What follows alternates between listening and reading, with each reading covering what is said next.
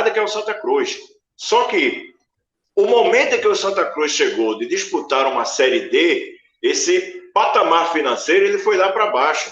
Então, quando você contrata, você vai ter o quê? A obrigação de acertar em pelo menos 70% das contratações para que você faça frente às outras equipes que não têm essa pressão toda.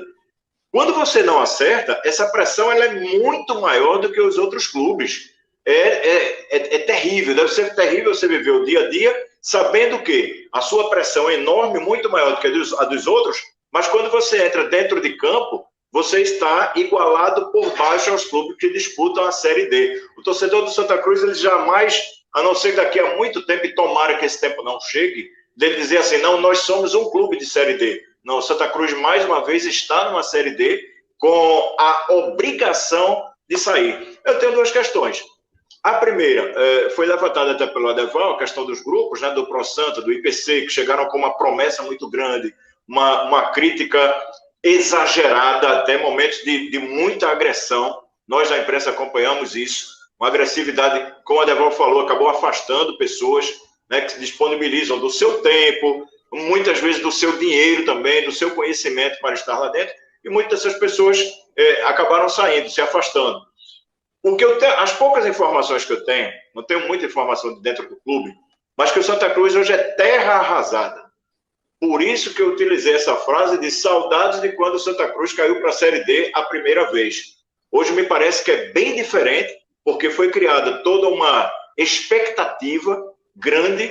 Essa expectativa foi para o ralo, e esse ralo, o buraco acabou sendo maior do que o que era. Eu tenho duas perguntas para o Teninho, que são as seguintes. Apesar de saber que o Teninho está de fora, hoje vive muito mais a realidade da Liga do Nordeste e da CBF, mas é o seguinte, se é possível ainda uma união, outra, se é importante essa união, pelo menos não sei se com os mesmos nomes, mas cada um trazendo representantes diferentes para fazer com que o Santa Cruz seja grande novamente, unido. Talvez eu esteja trazendo uma utopia, por isso que eu estou perguntando. E outra é quando a gente vai nas redes, Teninho, o pessoal geralmente vem com a ideia da SAF. Olha, hoje tudo passa pela SAF. Eu sou meio reticente em relação aos modelos de SAF. Eu não acho que tudo que passar pela SAF vai ser exemplo a ser seguido, vai ser referência. O último caso agora foi o Gama. Vocês já viram que o Gama do Distrito Federal acabou desfazendo a sua SAF. Foi um modelo que não deu certo. Se existiria um modelo que seria ideal para o Santa Cruz, esse seria o caminho, Titi? Primeiro, com relação à questão da união, né? Acho que a união, ela depende de quem está sendo parte dessa união.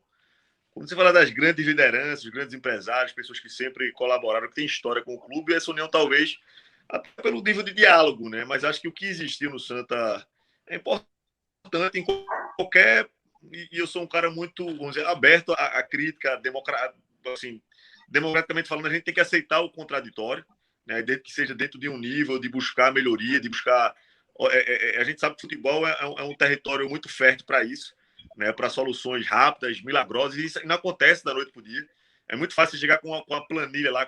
E isso, como o torcedor, ele vive muito... Não é viver, ele sempre tem uma expectativa muito grande com relação ao seu clube, né, ele fica muito vulnerável a acreditar naquelas meia-verdades ou naquela facilidade de se conseguir resultados. E tá aí a Deval, por exemplo, eu digo a Deval porque ele vivenciou uma série de... Ele pegou muito aquela época do dirigente do talão de cheque, né, e a Deval viu. O cara chegava o cara, vou passar um talão, vou resolver. Depois desse nível de profissionalização que existiu, pô, tem jogador que ganha o salário de um grande executivo. A grande parte dos jogadores aí do Série A, ele recebe um salário bem maior do que um grande executivo de uma multinacional, por exemplo. Então, não tem mais essa...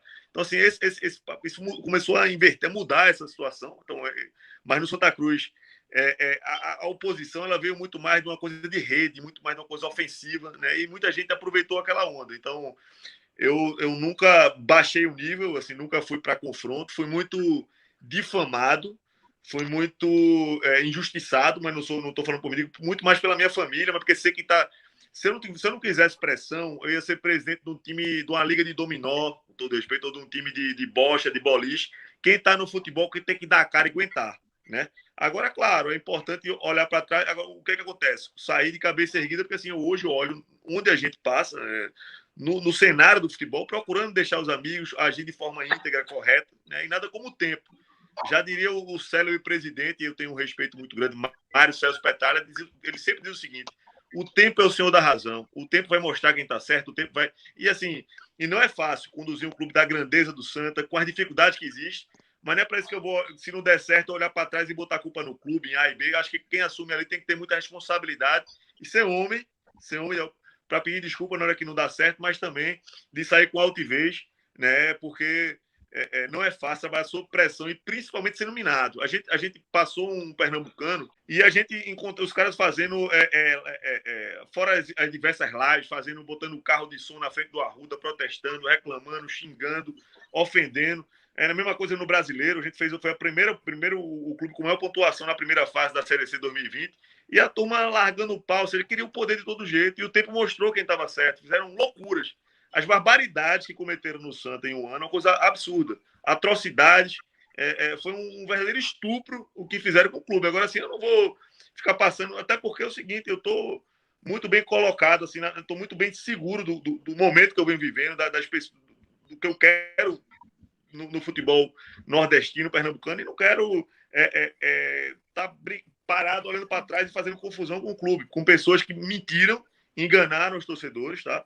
E assim, eu nunca vi assim, não pode nem chamar aquilo de gestão. O que fizeram foi assim, uma verdadeira atrocidade. Então, por isso que eu acho muito difícil, Marcelo, essa questão de união, assim, nesse sentido, se for falar dessas pessoas.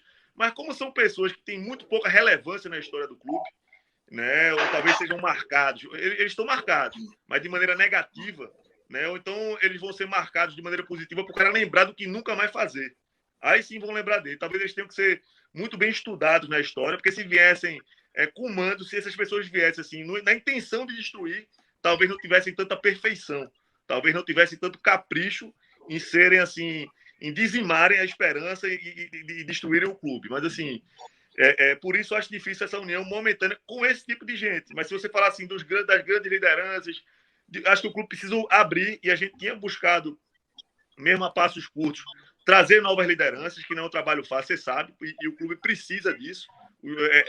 E aí talvez eu tenha vivido um rompimento ali, uma grande dificuldade de gestão, porque assim, era o novo contra o velho. Acho que assim, a gente não pode esquecer o que as pessoas que tiveram história e fizeram pelo Santa, como dinossauro, o cara é velho. Não, você precisa beber dessa fonte, entender. Ao mesmo tempo, os gestores, as pessoas de mais idade que têm história, precisam também entender que vai chegar a nova geração, que tem gente nova chegando, que precisa dar apoio, que precisa ser alicerce para essas pessoas. Então, assim, esse diálogo, esse rompimento não é fácil. E eu vivi uma transição de gerações, e isso talvez tenha atrapalhado, né, o nosso resultado esportivo.